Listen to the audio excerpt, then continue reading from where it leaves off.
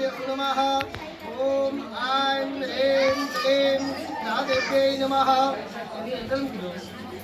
आग्नेयार्थे गन्धाक्षतपुष्पैः संपूजयामि। આ હાર લઈ તમારે બે જણાએ ઊભું થવાનું છે.